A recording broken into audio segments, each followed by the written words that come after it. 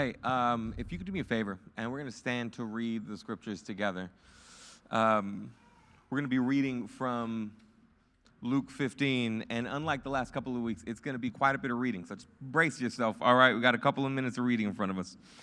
But Luke 15, 11 through 32 reads like this. It'll be on the board. You can read along. You can also just listen along. He also said, a man had 2 sons. The younger of them said to his father, "Father, give me the share of the estate I have coming to me." So he distributed the assets to them. Not many days later, the younger son gathered together all he had and traveled to a distant country where he squandered his estate in foolish living. After he had spent everything, a severe famine struck that country, and he had nothing. Then he went to work for one of the citizens of that country, who sent him into his fields to feed pigs. He longed to eat his fill from the pods that the pigs were eating, but no one would give him anything.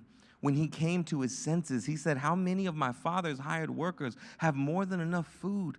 And here I am dying of hunger. I'll get up, go to my father, and say to him, 'Father, I have sinned against heaven and in your sight. I am no longer worthy to be called your son. Make me like one of your hired workers.' So he got up and went to his father. But while the son was still a long way off, his father saw him and was filled with compassion. He ran, threw his arms around his neck, and kissed him. The son said to him, 'Father, I have sinned against heaven and in your sight. I'm no longer worthy to be called your son.' But the father told his servants, 'Quick, bring out the best robe and put it on him. Put a ring on his finger and sandals on his feet. Then bring the fattened calf and slaughter it, and let's celebrate with a feast. Because this son of mine was dead and is alive again. He was lost and is found.' So they began to celebrate. Now, his older son was in the field. As he came near the house, he heard music and dancing. So he summoned one of the servants, questioning what these things meant. 'Your brother is here,' he told him, 'and your father has slaughtered the fattened calf because he has him back safe and sound.' Then he became angry and didn't want to go in. So his father came out and pleaded with him. But he replied to his father, 'Look, I have been slaving many years for you, and I have never disobeyed your orders, yet you never gave me a goat so that I could celebrate with my friends. But when this son of yours came, who has devoured your assets with prostitutes, you slaughtered the fattened calf for him.' 'Son,' he said to him, 'you are always with me, and everything I have is yours. But we had to celebrate and rejoice, because this brother of yours was dead and is alive again.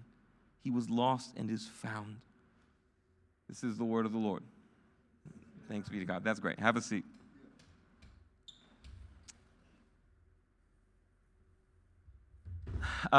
Good morning. We're going to run it back. Yeah, we're going to do it again because I like a good morning. So, good morning. Good morning. Great. Hey, if you don't know me, my name's Josh. I serve as the lead pastor here. I'm excited to have y'all this morning. It's a bit of a different morning. We have a smaller group, and with the smaller group, we kind of get back into church plant flow, and church plant has that nice layer of family vibes. And so we got passing off of kids and children here in the background. We would encourage you not to really check out during that moment, but instead kind of press in. Like, acknowledge that the Lord is still here and that he has something to say to us. And I want to invite you to set your mind on that. With that in mind, I also want to acknowledge that there is an incredible and unique creature out walking amongst us. You don't notice them. They blend in. You may never notice them until it's just too late. I know it's October, and so maybe some of you are thinking it's the spooky month. Maybe he's talking about vampires or werewolves, but I'm not. I'm talking about girl dads. Girl dads.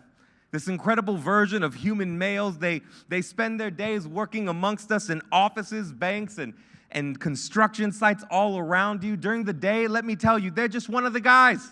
They hang out, they make jokes, they have a good time. But the moment they get home, their life turns upside down. Tea parties and painted nails and involuntary man buns. My daughter's right there. She's laughing because she knows that I am part of this crowd, so I know well exactly what this looks like. My nails have been painted. My face has been dolled up. My hair, let me tell you, it has been man-bunned. It has been man-bunned more times than I can count. The longer it gets, yes. The longer it gets, the more bunned it is. And here's the thing. This group Girl dads. All right, it's an incredible group. Not just because it's funny, not just because it's a meme, but because this group, we willingly defy the expectations of masculinity that are all around us. Maybe even expectations of masculinity that we grew up with. I was raised by a traditional Mexican father. He's like, yeah, back there, he's like, amen. Yeah, that's right. That's right. I will say, Mexican girl grandpa's also a different breed. Never met that guy till my daughter was born, but okay, whatever. Yeah, now she's running back there. See, look at this. Great examples. I didn't plan this out, but I'm glad it happened. So I had no experience with this sort of affection. But you know what? Even the masculinity that I was raised with, I'm willing to defy it. This group regularly defies what's commonly expected of them. They're willing to risk seeming ridiculous, all for the sake of being with and loving their girls. It's the kind of humility and reckless disregard for one's own reputation that when we see it, if we pay attention to it, if we give ourselves over to it, to observing it, it fills us with this longing where we all wish we were pursued like that. We all wish we were loved like that. As we conclude our look at the lost parables of Jesus, it's the same kind of beautiful disregard for perception and for reputation that's at the heart of this parable. And it's this beautiful humility that honestly has moved the readers of this parable for 2,000 years. We talked about how last week the lost coin is an incredibly powerful parable. But if I were to ask you, what are the lost parables of Jesus? Not many people would know, but a lot of people would know the prodigal son. But in order to see how powerful and how impactful this particular parable is, we do have to take a closer look. And so let's go ahead and just dive into the context of what's happening here just a little bit. You see, unlike the shepherd or the woman in the first two parables, Jesus' final parable introduces us to an extremely wealthy family with two sons, a younger son and an older son. And a lot of us know at least a bit of the story from here. The younger brother approaches his father and asks for his portion of the estate right now. I want it today. I have a structured settlement, and I need cash now. Okay, sorry, my bad, y'all, my bad. All right? And here's the thing. As disrespectful as this may seem to us today, and it does seem disrespectful to us today, this would have been so much worse in Jesus' day. In the first century Jewish Palestinian world of Jesus, society was built around something called the Father's house. Say, Father's house. All right, we're going to run that again. Father's house. Great. Remember that, okay? It's helpful for reading the Bible in general. This father's house, to summarize, was the reality that the patriarchal figure of any given family took care of his family and his extended family, including nephews and brothers and nieces, until he died. Then the oldest of his sons took over that same role and continued to care for this tribe. It was a very tribal system. And in this system, in this day, for someone to ask for one's share of the estate the way this young man did wasn't just disrespectful. It was literally like asking to leave his family. It was to self-exile from every social norm and from every social protection. Understood in context, the seriousness of this situation helps us understand all of the actual loss that's happening here. There's a lot of deep loss. There should be a slide for this. And Misty, if you want to take a look at it.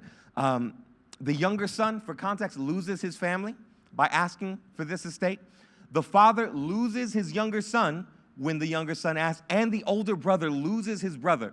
All of them are separated, and in a legal way, in a cultural sense, they're all no longer family.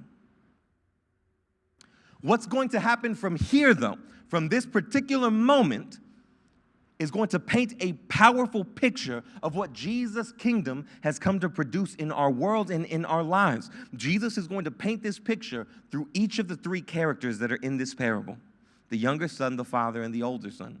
So let's go ahead and start with the younger son. We're going to start with him. Scripture says that the younger son goes to a far country. Remember, I just said that in the context of the parable and what he asked for, the younger son is basically exiled. And so a faraway country is like a character of his exile. He's far away. He's separated from family, he's separated from nation, and he's separated from God.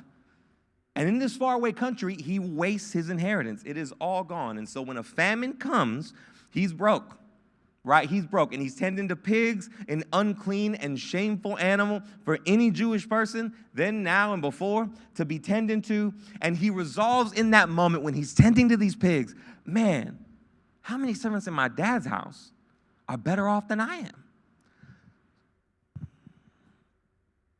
And here's the thing. What he says internally is, I'm no longer a son. I've sinned against God, family. I've sinned against nation. I'm no longer a son, no longer worthy to be called a son. But maybe I can be something else. Maybe I can be a servant. Maybe I can be something else. And here's the thing, friend. In the detail and nuance of this text, there's something here that we should deeply be able to relate to. In the first week of this sermon series on these 3 lost parables, we said that the new identity Jesus gives us frees us from our whatabouts. Say, what about? I'm trying to keep you with me here, y'all, all right? Say, what about? All right, yeah, keep you on your toes. What are these whatabouts? The whatabouts are those pesky things we use to disqualify ourselves from what God is calling us to.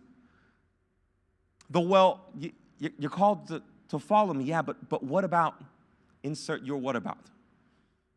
Those pesky things we use to disqualify ourselves. I don't know, maybe something like no longer being a daughter or no longer being a son, but maybe we can be something else, right?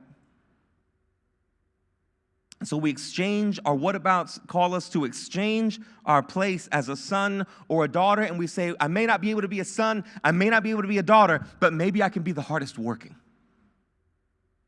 Maybe I can be the most successful. Maybe I can be the toughest. Maybe I can be the most sacrificial. Maybe I can be the wisest. Maybe I can be the smartest. We try to fill our sense of identity with something because the whatabouts tell us, I'm not a son, I'm not a daughter, but maybe I can be something else.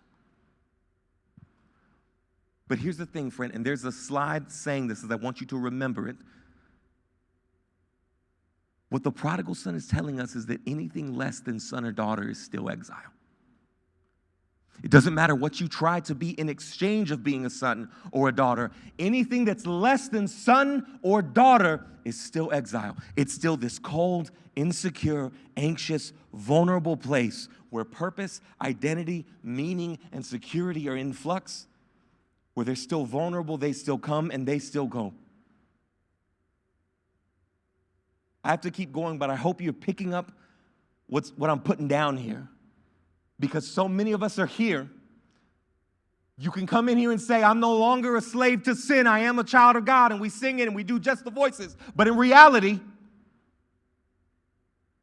when we fall short, the instantaneous response is, well, I'm no longer a son or a daughter, but maybe I can be something else. Some of us have built our whole identity on the something else. But anything less than son or daughter is still exile. It's still being apart. It still feels apart. It still leaves us vulnerable. I got to keep going, but like I said, I hope you're tracking with us here. So the younger son gets up. He prepares his little speech. He goes back home. And this is where the story turns its focus to the father. Right? Here's the thing, though. Before we even get to the details of how the father responds, before the story ever even focuses on the father, there already would have been an expectation in the mind of Jesus' hearers regarding how the father is going to respond. You can actually see it in the thoughts of the younger son, too. In an honor-shame culture where a man had lost a huge portion of his estate, and where his younger son had brought an incredible amount of shame on his family. I need you to listen to what I'm saying. This is very important to the story. The father had every right. The father was within his rights to punish or to reject and refuse to receive the boy. He is well within his rights. In fact, not just well within his rights, everybody would have expected that would have been the case. And here's the thing. If you remember, the majority of the crowd that's listening to Jesus at this moment is who? Who remembers in the first 2 verses of Luke 15? Pharisees. That's a part of the group. There's two other groups. Look, let's just read it together.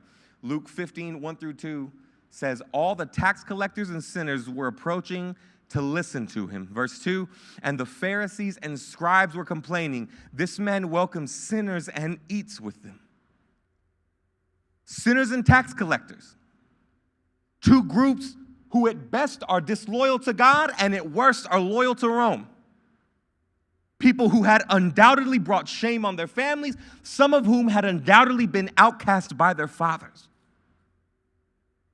Up until this point of Jesus' story, they weren't just listening to a random story. They weren't just listening to a moving story. They were listening to their story. The heartache that Jesus is depicting is their heartache. The shame he's depicting is their shame. The rejection, their rejection. God, I wrote a bunch of stuff here and deleted it all. But I'm going to try to remember what I wrote. Because I think there's something powerful to this in seeing that when Jesus speaks, right, he doesn't just speak theoretically or ethereally. He speaks to you where you are. He speaks to your pain in your pain with you. He speaks to your shame in your shame alongside of you. You're not alone in any of the things you're going through because Jesus is speaking to it and in it with you. The people all around Jesus, they're feeling this right now, right? But in one moment, the Father's response completely blows up every expectation they would have had about how the Father should respond. Look at verse 20. But while the Son was still a long way off, his Father saw him and was filled with compassion.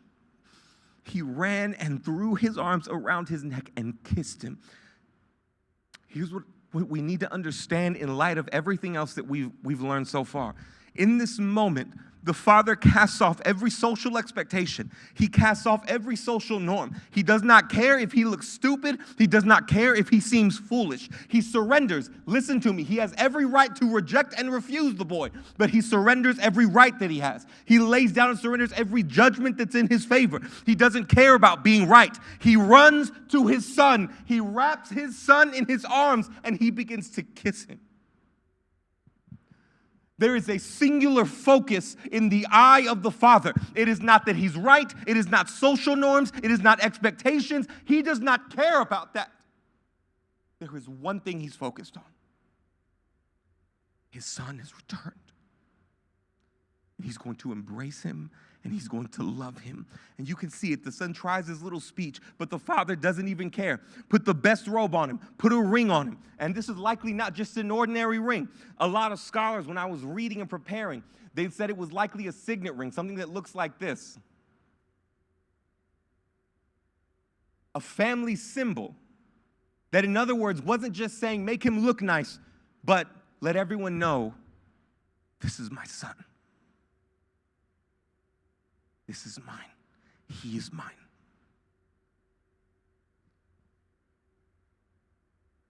It doesn't stop there. The Father continues, kill the fattened calf. And at this point, it starts to feel almost indulgent. And you might ask, why? Why all the indulgence? And the Father in verse 24 answers, because this son of mine was dead and is alive again. He was lost and is found. So they began to celebrate. Friend, the reason the whatabouts in our lives don't have the final say, the reason they don't disqualify us is not because they're never true. There's a lot of times where we have failed. There's a lot of times where we have made aggressive and egregious mistakes. If it was singularly left up to your insecurities, your whatabouts, and your failures, the disqualifications might stand. But the reason those whatabouts don't have control or say over who you are before God is because on the cross, Jesus does the same thing as the Father. He casts off every social expectation, every social norm. He's expected to be received as a king in splendor, yet his crown is a crown of thorns, and his throne is a cross of suffering. He surrenders on the cross every right to condemnation and every judgment that is in his favor. And he does it all to pursue us and embrace us and kiss us in the same way. And to clothe us with his love and his righteousness and to declare to the world, to everyone, like a public symbol, this one, she's mine. He's mine. This is my daughter. This is my son. This is girl dad times infinity.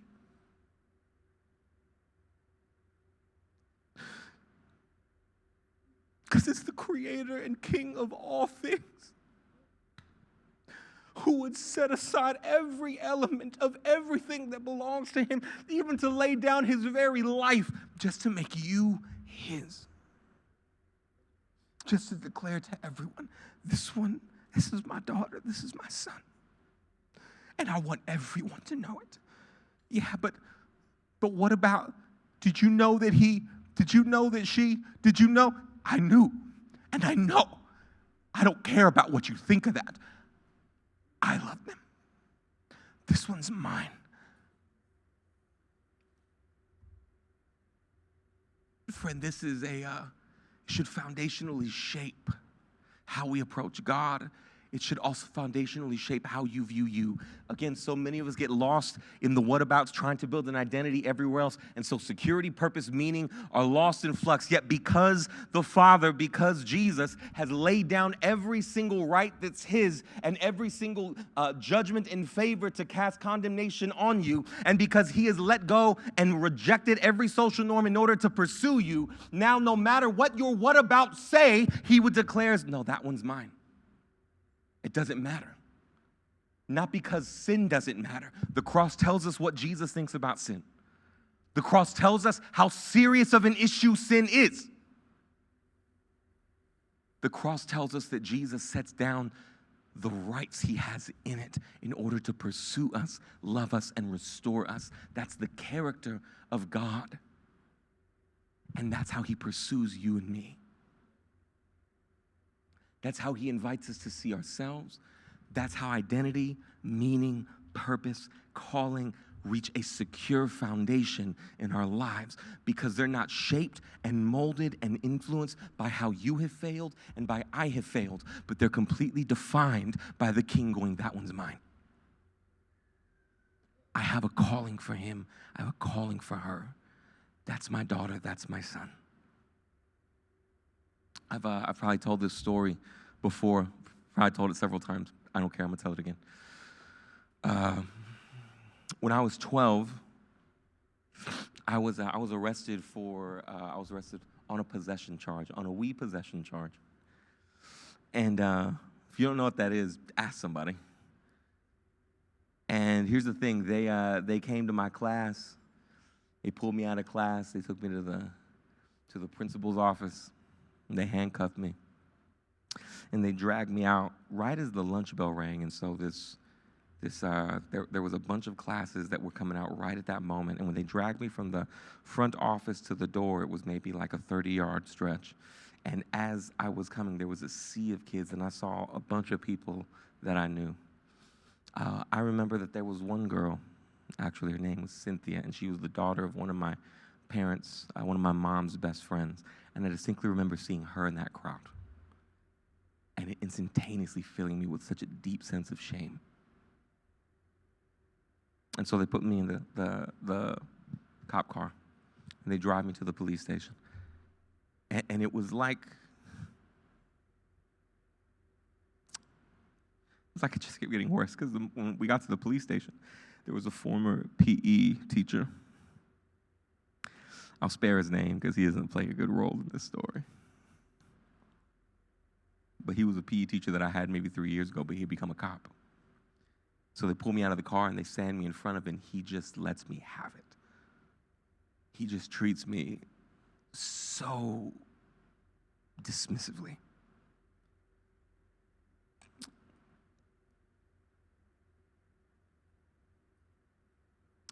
And I remember that as he particularly was doing that, with scoffs and with senses of disappointment, but more than that, senses of abject, I don't believe in this child. I was 12 years old. It made me feel so small, and it made me feel so stupid.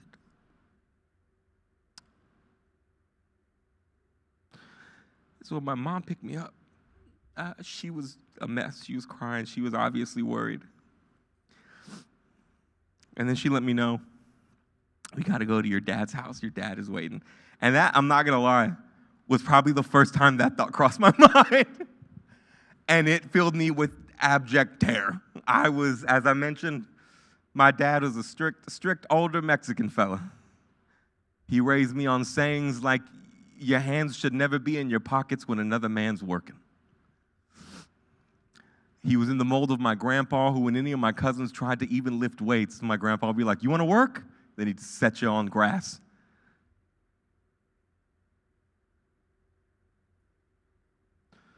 And I was so nervous. I was so anxious.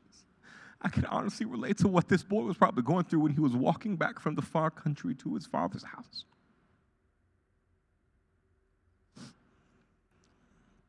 How was he going to respond, and what was going to happen?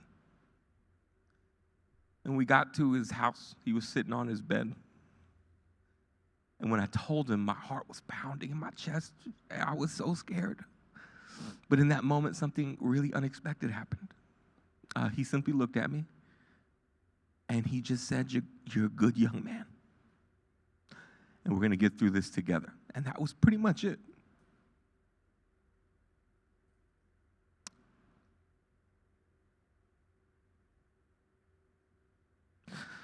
But every right he had to be judgmental, angry, or disappointed in me in that moment, he just laid down. Doesn't mean there wasn't going to be lectures later. Doesn't mean there wasn't going to be teaching me later and helping me grow as a young man. Oh, he helped me in the ways that he knew how. But in that moment, when my sense of identity was on the line, he laid those things down and loved me and invited me back into the knowledge that I'm this man's son. And nothing is going to, and that was, to be honest with you, that was after probably 4 hours of what felt like the most degrading 4 hours of my life. That single moment and that, I don't know, like 8, 9 words changed the trajectory of my life. That's a beautiful story. What Jesus did on the cross is so much more than that. It's so much more of a surrender. It's so much more of an embrace. It's so much more of an identity-shaping moment for you to look and say, now neither heaven, nor earth, nor demon, nor principality, nor failure, nor success, nothing can keep me from the love of this God.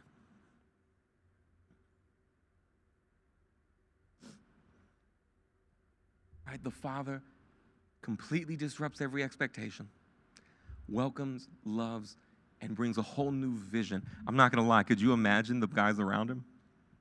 Could you imagine the sinners and the tax collectors hearing about that, Dad? God, you think I'm crying? Them boys were a mess. All right, we got to burn through the older son, because that's the Father. Right? He gives us his vision of Jesus. He gives us his vision of God's kingdom. But there's still one more character. There's the older brother, right? We got to burn through him because everybody is happy here, right? Everything is beautiful. Everyone is excited, except one guy. Except one guy. And again, this is where the story kind of takes its focus to the older son, the older brother, I should say. The older son is coming in from the fields. He's likely been working this entire time. And he hears the party, hears about what's happened, and he gets deeply upset. He's been here, he thinks. He's never messed up. But the father's never given him and his friends the same thing that he's giving the younger brother. And as much as we don't want to, realistically, how many of us can actually relate to what's happening here? Let me tell you, lovingly, right? One hand, it should be every hand, y'all. Let me tell you. All right, 2 hands, I'll give you 3. And the rest of you, you too.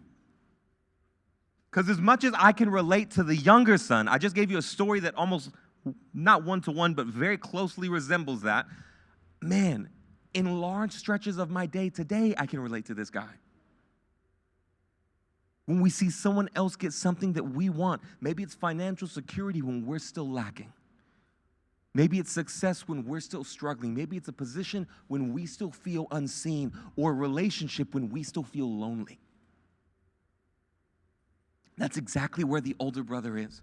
And two things that we need to see here. Two things. All right, I want you to see two things. The first thing is that the older brother, he has a close relationship with the Pharisees, the very people that Jesus is challenging.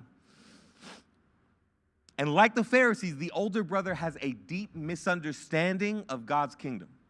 This should be up there somewhere. He has a deep misunderstanding of God's kingdom.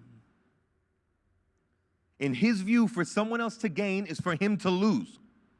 In the younger brother's gain, the older brother has lost. And so for the father or for himself to set down their rights against the younger brother is foolish. It hurts them. Remember, he is self-exiled. He asked for what was his. He left the Father's house. He did that. We have rights to hold against him. And for us to set them down from the perspective of the older brother is to hurt us. It's for us to take a loss. In fact, in the text, when we're talking, when talking to the father, the older brother says something fascinating. He describes the younger brother as this son of yours. In other words, you may have set down your rights against him, but I'm not going to set down mine. That's a son of yours, but he's no brother of mine. And friends, let me tell you lovingly, this is such an incredibly destructive perspective to have. It's destructive because it creates so much disunity and relational conflict. Setting down your rights when you are right in an argument, when you feel like it's your feelings that have been hurt and not the other persons who have been hurt, but you're the victim on your side. When it's the other person's fault. Each one of these moments when we overwhelmingly, like the older brother and like the son, feel like we have a right and a vindication in feeling disappointed, in feeling upset. And here's the thing. According to this story, what we can see is in those moments, you're probably right. There are a ton of moments where it's their fault, and it's not our fault. There are a ton of those moments. But when we set down our rights in those moments, when we lay them down, it doesn't mean that you lose something and the other person wins something. Oftentimes, when we refuse to lay down our right in that way, our right to offense, our right to feel vindicated, our right to feel like we need to be even, our right to feel like things need to work in my favor, when we refuse to do that, the result is simply that no one is restored. It's not that we win. When we refuse to lay down those rights, it's oftentimes we think, well, this makes us win. This makes me win. But in reality, oftentimes the result is not that you win, it's just that no one is restored. Friend, and hear me. There's a slide because I want you to see it. The aim of God's kingdom is not executing our rights. It's restoring humanity. That's the aim of God's kingdom. If you believe your call as a Christian is to retain and hold fast to your rights and execute them, that's not the vision, because that's not what the king does. The king walks and we follow his footsteps. He carries a cross and we carry a cross. He goes to death, so we go to death, so that when he rises, we rise. And so when he regularly lays down his rights and he surrenders his judgments for the sake of restoring us, so likewise we have this vision of going, no, you know what? I'm going to lay down my rights for the sake of restoration, not for no reason. I'm not telling you that there's not a space for justice where someone is corrected in a meaningful way, but the aim of those things should be for people to be restored. Here's the thing. When we take that sense of punitive justice is what it's called, when we just punish something because it's wrong, we oftentimes do that very poorly. God does that very well.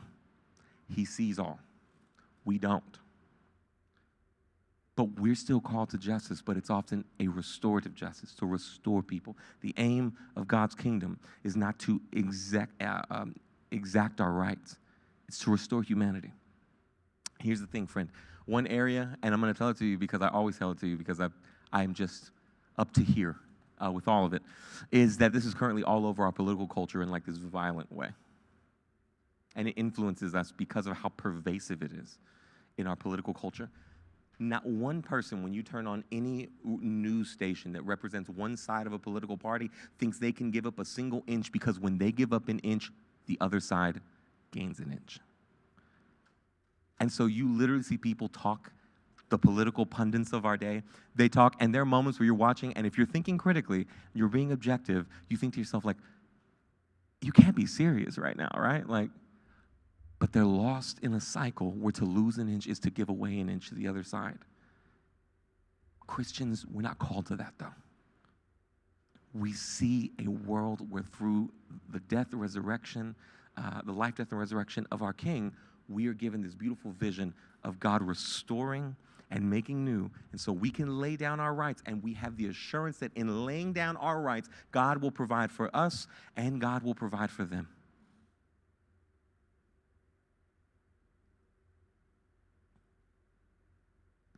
The second thing is this. First is a misunderstanding of God's kingdom, but the second thing is this: the Father pursues the oldest son. The Father also pursues the older brother. If you look at it, it says that he becomes angry, and he what? He sits outside, he refuses to go in.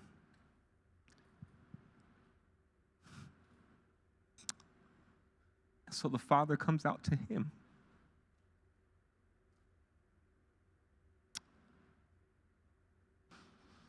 Just like he pursued the younger brother, the Father pursues the older brother.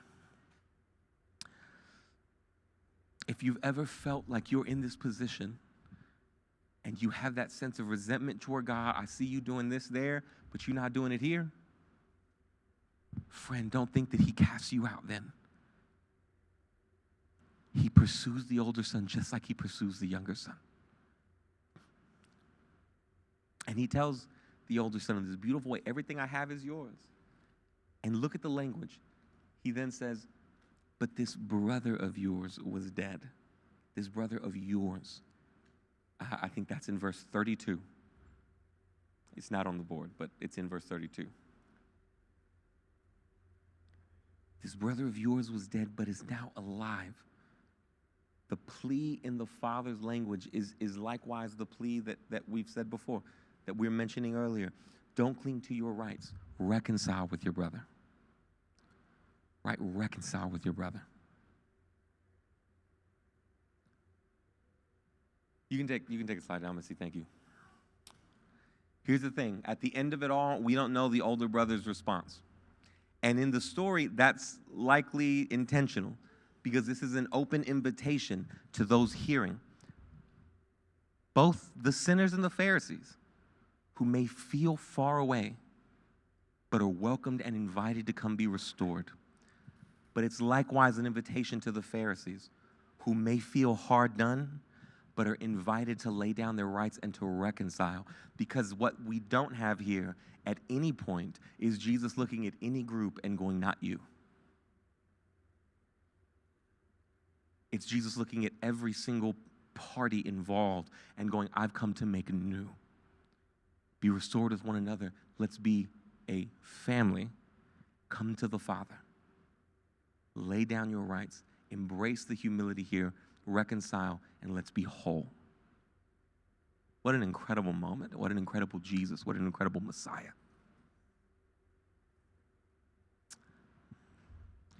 Friends, it's here's the thing. I'm going to finish here. But it's my sincerest hope that we can live out the kingdom by accepting the invitation, the multiple invitations that are inside this parable. Right? In this parable, there are probably 3 really meaningful calls and invitations to our life. You can put the next slide up, Misty. The first one is to be restored like the younger son. To accept the invitation that when you feel that deep sense that you're far away, to run back and to be restored like the younger son. Likewise, friend, there's an invitation to cast off all social expectations, to love others like the Father loves others. Are you bound by a sense of insecurity of what others will think of you, if you love someone outside of a group that you think you're supposed to love, if you lay down rights in a way that may make you seem silly, the invitation is lay those down, because the life that comes from it oftentimes is more restorative than the wind that you think comes from it. And the last one is to accept the invitation to lay down our rights, like the same thing here, for the sake of restoration. Accept that invitation. It's my genuine desire that as we do these things, we'll actively bring heaven to earth by embodying the very story of Jesus in our own life, in your life. That Jesus' story, his heart, his redemption, will begin to transform your school, your home, your life, your family. But it doesn't happen magically. It happens when we embody the character and story of Jesus and we live like the characters of these stories. We live in the way that Jesus calls us to live, which is what's happening here in this parable. All right, I don't think I got anything else to say, so I'm going to pray. Heavenly Father, thank you so much for the vision of your kingdom that we're given through these three individuals. The vision of embrace and restoration, the vision of reckless abandon in pursuing love, the vision of laying down one's rights in order to reconcile and bring restoration. These don't just give us a vision for an ideal community, but they give us a vision of your kingdom and what you accomplish on the cross and the resurrection. And likewise, Father, they give us a vision for how we are now called to live in taking up our cross and in joining you in your suffering, and as Paul says, so that we may one day join you in your resurrection. Spirit of God, work in our hearts and our minds to produce a willingness, a surrender, a hope and anticipation of what you can do in our lives that will empower us and free us to live in this way and to bring the kingdom to earth, bring the kingdom to bear on our communities, on our families, in our lives, in our homes, in our campuses, in our workplaces, in our city. That gives a fresh vision of your kingdom and compels people to run back to the Father and say, man, more than just a servant, I'm being beckoned to come and to be a son, to be a daughter. We love you, we thank you. And I pray these things in the name of the Father, Son, and the Holy Spirit. Amen.